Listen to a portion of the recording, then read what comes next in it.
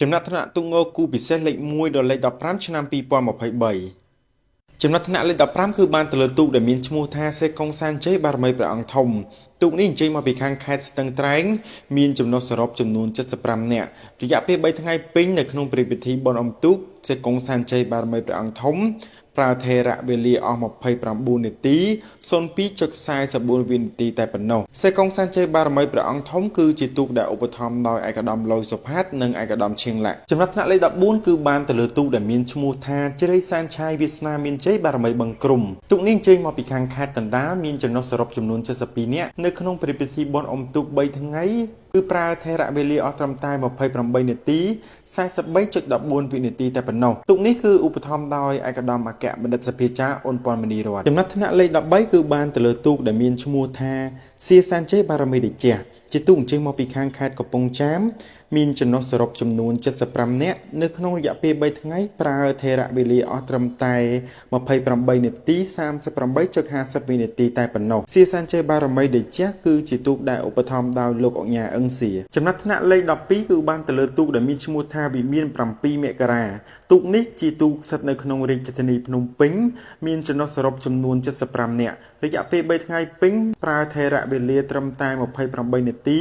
37.27វិនាទីតែប៉ុណ្ណោះវិមាន7មករាគឺជាទូកដែលឧបត្ថម្ភដោយឯកឧត្តមជាសភារាចំណាត់ថ្នាក់លេខ11បានទៅលើទូកដែលមានឈ្មោះថានរិនរាំងសីពីជ័យចិត្តបុត្របាទទូកនេះល្បីល្បាញណាស់នៅខាងខេត្តបាត់ដំបងដូច្នេះនរិនរាំងសីពីជ័យចិត្តបុត្រជាទូកដែលអញ្ជើញមកពីខាងខេត្តបាត់ដំបងមានចំណុះសរុបចំនួន75នាក់នៅក្នុងការប្រណាំងរយៈពេល3ថ្ងៃពេញនរិនរាំងសីពីជ័យចិត្តបុត្រប្រើរយៈពេលអស់28នាទី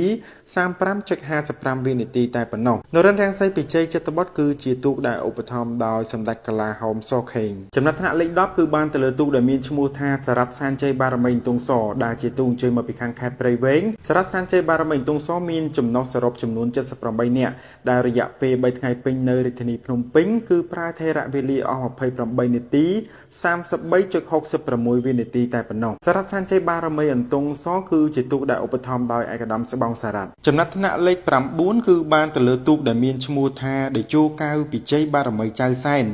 ទូកនេះគឺជាទូកអញ្ជើញមកពីខាងខេត្តពោធិ៍សាត់មានចំណុះសរុបចំនួន75នាក់នៅក្នុងរយៈពេល3ថ្ងៃនៅក្នុងពិធីបុណ្យអុំទូកនៅរាជធានីភ្នំពេញដែលចូលកៅពីជ័យបារមីចៅសែនប្រើថេរវេលាអស់28នាទី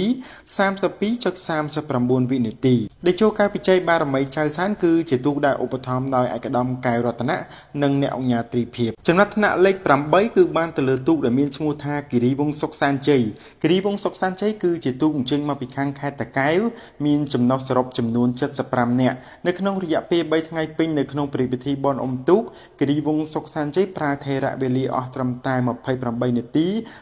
30.85វិនាទីតែប៉ុណ្ណោះគិរីវង្សសុកសានជ័យគឺជាទូកដែលឧបត្ថម្ភដោយឯកឧត្តមសុកសុកានចំណាត់ថ្នាក់លេខ7គឺបានទៅលើទូកដែលមានឈ្មោះថាចៅពេជ្រកុមារបុប្ផាជ្រោយថ្មបាទទូកនេះគឺល្បីល្បាញខ្លាំងមែនទែននៅខាងខេត្តកំពង់ចាមចៅពេជ្រកុមារបុប្ផាជ្រោយថ្មគឺជាទូកដែលអញ្ជើញមកពីខាងវត្តបាទសូទស្សនារាមហៅវត្តជ្រោយថ្មនៅសង្កាត់បឹងកុកក្រុងកំពង់ចាមខេត្តកំពង់ចាម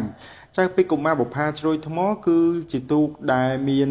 ចំណុះសរុបចំនួន75នាក់នៅក្នុងរយៈពេល3ថ្ងៃពេញនៅក្នុងព្រះពិធីបុណ្យអុំទូកគឺប្រើថេរវេលាត្រឹមតែ28នាទី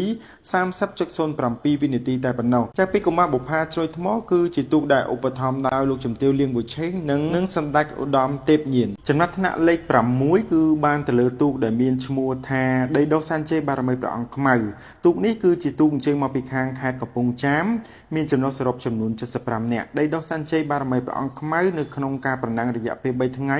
ប្រើថេរវេលាអស់ត្រឹមតែ28នាទី26.89វិនាទីតែប៉ុណ្ណោះ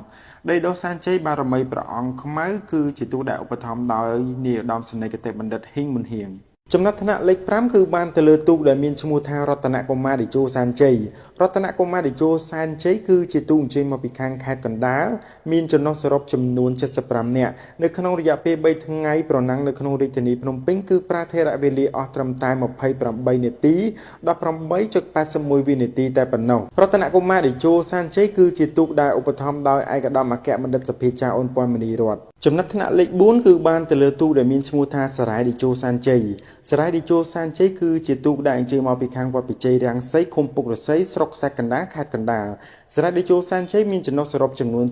77នាក់នៅក្នុងការប្រកួតរយៈពេល3ថ្ងៃសារាយឌីជោសានជ័យប្រើថេរវេលាអស់ត្រឹមតែ28នាទី09.09 វិនាទីតែប៉ុណ្ណោះសារាយឌីជោសានជ័យគឺជាទូកដែលឧបត្ថម្ភដោយឯកឧត្តមអគ្គបណ្ឌិតសភាចាអូនប៉ុនមនីរតន៍ចំណាត់ថ្នាក់លេខ3គឺបានទៅលើទូកដែលមានឈ្មោះថាកោះកេរសានជ័យបារមីព្រះអង្គខ្មៅដែលជាទូកអញ្ជើញមកពីខាងខេត្តព្រះវិហារទូកនេះគឺមានចំណុះចំនួន77នាក់នៅក្នុងការប្រកួតរយៈពេល3ថ្ងៃពេញកោះកេរសានជ័យបារមីព្រះអង្គខ្មៅប្រើថេរវេលាអស់ត្រឹមតែ28នាទី07.81 វិនាទីតែប៉ុណ្ណោះកោះកេរសានជ័យបារមីព្រះអង្គខ្មៅគឺជាទូកឧបត្ថម្ភដោយនាយឧត្តមសេនីយ៍គតិបណ្ឌិតហ៊ីងមុនហៀងចំណាត់ថ្នាក់លេខ2គឺបានទៅលើទូកដែលមានឈ្មោះថាសម្ដេចវិបុលបញ្ញាបារមីមានជ័យទូកនេះគឺជាទូកអញ្ជើញមកពីខាងស្រុកគិរីវង្សខេត្តតាកែវសម្ដេចវិបុលបញ្ញាបារមីមានជ័យគឺមានចំណុះសរុបចំនួន74នាក់នៅក្នុងការប្រណាំងរយៈពេល3ថ្ងៃពេញសម្ដេចវិបុលបញ្ញាបារមីមានជ័យប្រើថេរវេលាអស់ត្រឹមតែ28នាទី06.62 វិនាទីតែប៉ុណ្ណោះសម្ដេចវិបុលបញ្ញាបារមីមានជ័យគឺជាទូកដែលឧបត្ថម្ភដោយឯកឧត្តមសុកសុកាននិងឯកឧត្តមសុកពុទ្ធិវុឌ្ឍចំណាត់ថ្នាក់លេខ1គឺបានទៅលើទូកដែលមានឈ្មោះថាមហាទុនសាយឌីជោសានជ័យបាទមហាទុនសាយឌីជោសានជ័យនៅក្នុងឆ្នាំ2023នេះគឺជាម្ចាស់ជ័យលាភីឯកតែម្ដងអញ្ចឹងមហាទុនសាយឌីជោសានជ័យគឺជាទូកដែលអញ្ជើញមកពីខាងខេត្តកំពង់ចាមមហាទុនសាយឌីជោសានជ័យមានចំណុះសរុបចំនួន75នាក់នៅក្នុងការប្រកួតរយៈពេល3ថ្ងៃពេញមហាទុនសាយឌីជោសានជ័យប្រើថេរវេលាអស់ត្រឹមតែ28នាទី05.33 វិនាទីតែប៉ុណ្ណោះមហាទុនសាយឌីជោសានជ័យគឺជាទូកដែលឧបត្ថម្ភដោយឯកឧត្តមបណ្ឌិតសភាចាហងជុនរ៉ុន